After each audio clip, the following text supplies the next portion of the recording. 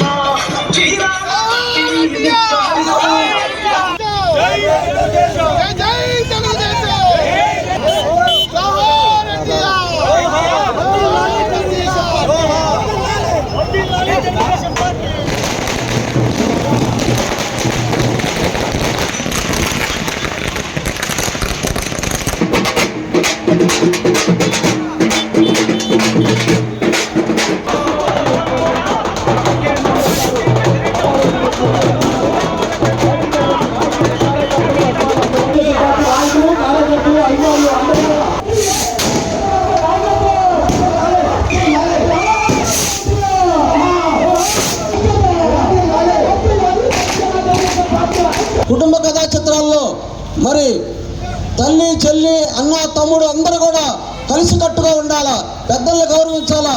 తెలుగుదేశం పార్టీని స్థాపించి మరి మీకు తెలియదేం కాదు 9 నెలల్లో ప్రచారం పూర్తి చేసి మరి ప్రభుత్వాన్ని ఎందుకంటే తను రిజిస్ట్రార్గా ఉద్యోగం వస్తే మరి ఈ వాటాల పుస్తకాలు అందించాడు.